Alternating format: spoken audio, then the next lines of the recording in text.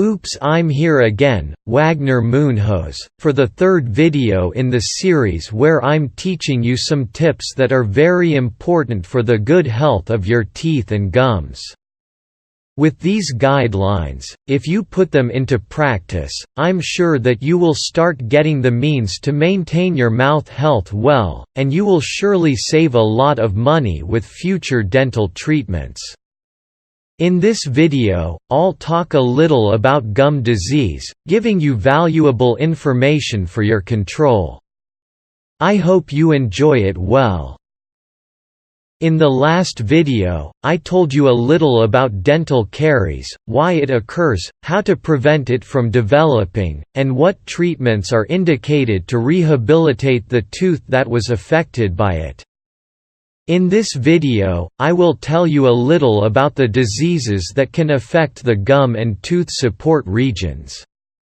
During my life, even when I was a very young child, I remember very well that I saw many well-known people, some of them even relatives of mine, who thought it was normal for their gums to bleed, for their teeth to become mobile, leading to your lost.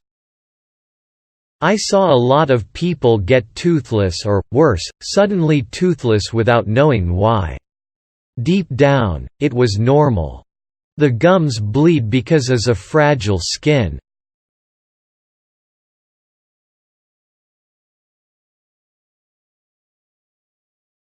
Losing your teeth as you get older is normal.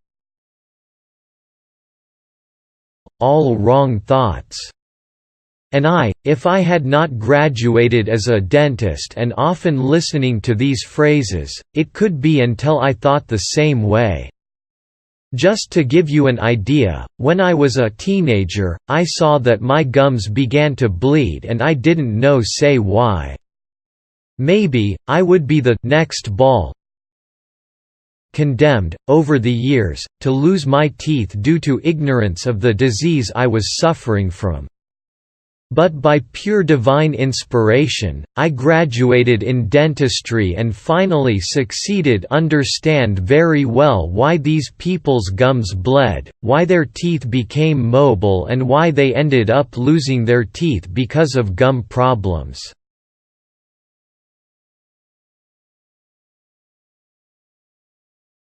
And I have to say, very important to you, I didn't need to have a degree in dentistry to understand everything I need to know to prevent gums bleeding and tooth loss from gum disease. Just a few basic skills, which I will briefly tell you in this video, so that you can perfectly avoid the vast majority of gum problems.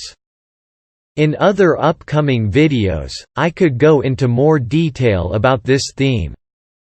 First of all, I would like to show you a typical example of diseases that affect the gums, also known as gingivitis, and also those that affect, besides the gum, the tooth support regions, also known as periodontitis.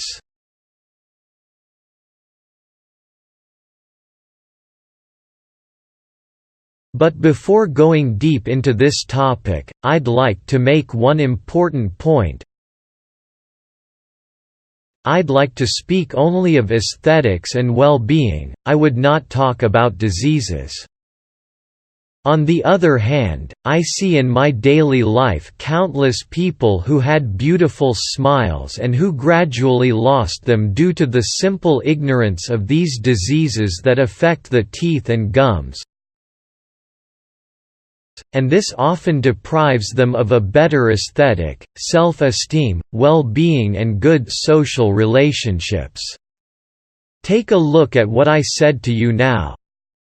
It is not the diseases themselves that cause all these disorders for the person, but the simple ignorance of these diseases on the part of the person. So, I find it important to pass this knowledge, if not to you, at least to someone close to you, who might be in great need of it. So, see you a little overview of these gum diseases. Popularly, these diseases are said to be gum disease.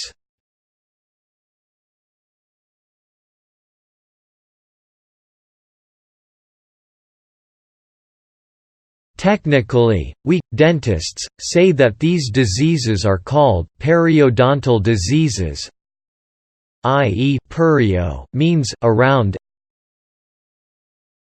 and odonto means tooth. Rather, the term means those diseases that attack the regions around the tooth, which are responsible for the support, protection and attachment of the tooth in the mouth. Here in this video, I will use the simplest term, gum disease, in order to facilitate my communication with you. Without fear of making a mistake, both tooth decay and gum diseases are the main causes of tooth loss in the general population and, as I said to you in the last video, both diseases are the most attacking people in the world. That is, more than 90% are attacked by these diseases.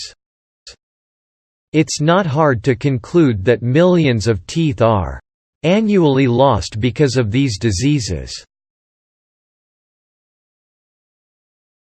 Like tooth decay, gums diseases are caused by bacteria present in bacterial plaque. These bacteria in plaque can attack the gums and tooth support structures, leading to the popularly known gums diseases. When these bacteria attack only the gums, the person gets a disease called gingivitis.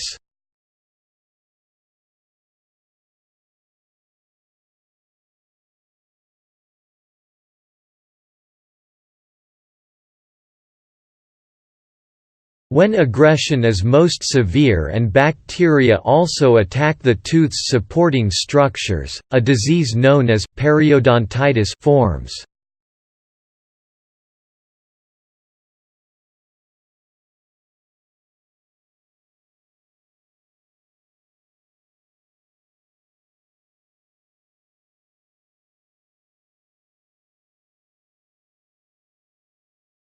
Let's talk about gingivitis and periodontitis in a moment. First, I'd like to tell you a little about the gum and tooth support structures. See this example, we can see that there is the tooth formed by its crown and root. The crown serves to chew food and aids in speech. The root serves to fix the tooth so that it does not fall from the person's mouth. To do so, the root must be surrounded by bone and ligament. In turn, the gum, which covers the root, bone and periodontal ligament, serves primarily to protect these structures from food intake during chewing. The gum and tooth support structures together form the periodontium. The gum, as I said, protects.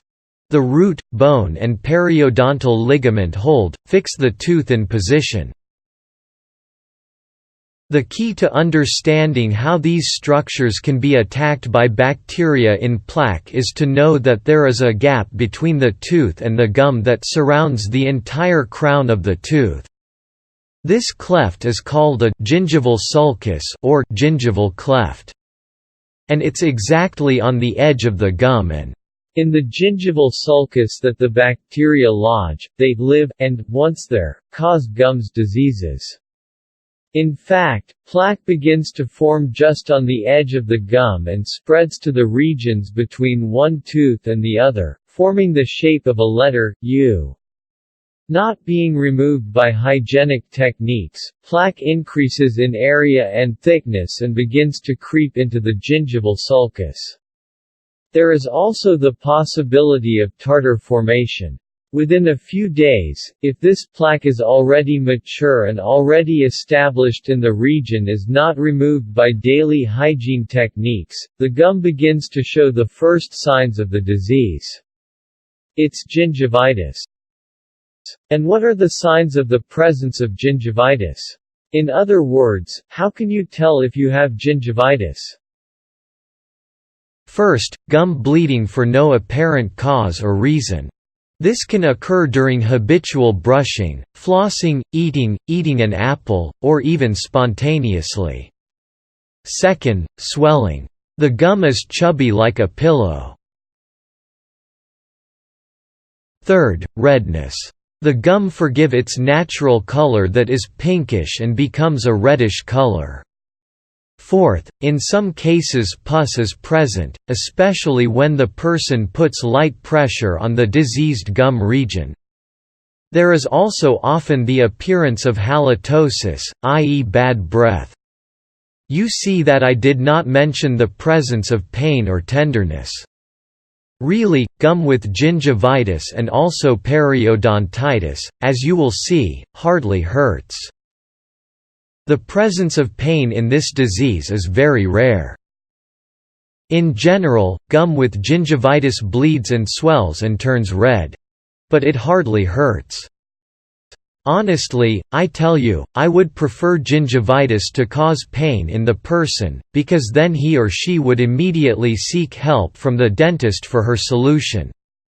But on the contrary, since it does not hurt, often the disease remains for months, years or decades, without a solution to this problem. On the contrary, once gingivitis persists, one comes to believe that it is perfectly normal that, for example, the gum has bleeding. What is not true. Periodontitis is a more severe and advanced case of the disease. In periodontitis, bacteria do not simply attack the gum, just as it does in gingivitis, but they advance deep and begin to affect the root, ligament, and supporting bone of the tooth. The most striking aspect of the presence of periodontitis is the progressive loss of bone that supports the tooth. Often the dentist. And also you can recognize this loss of supporting bone just by looking closely.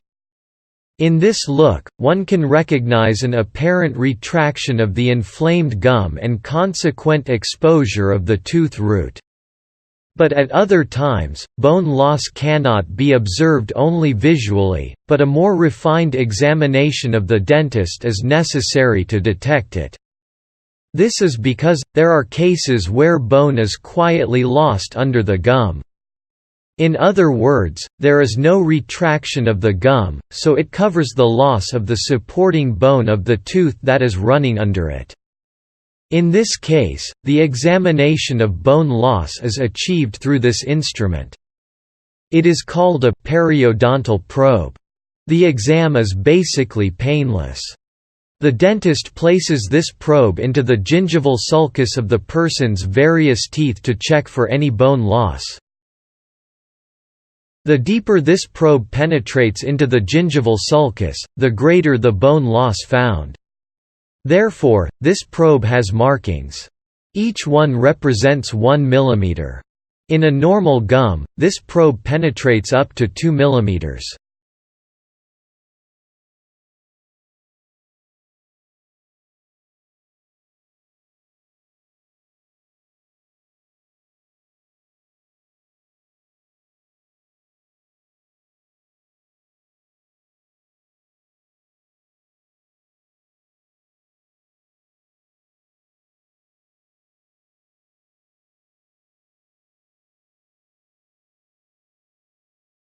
When bone loss due to periodontitis is found, the probe can penetrate more than 10 mm.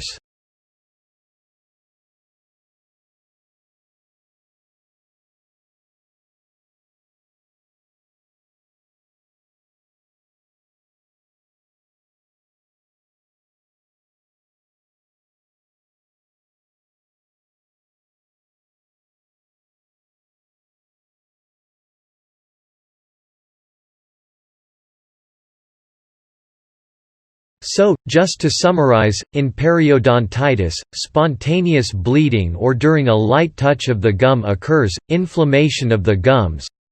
That is, as with gingivitis, the gums become red and swollen, and in periodontitis, tooth support bone loss occurs with or without retraction of the gum associated with the tooth.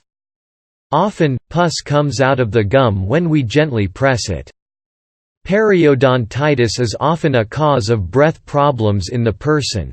But the most striking sign of periodontitis is that, because of the progressive loss of tooth support bone, there's the progressive increase in tooth mobility. In some more severe cases, the tooth simply detaches itself from the person's mouth. Periodontitis, as it happens in gingivitis, hardly causes pain in the person.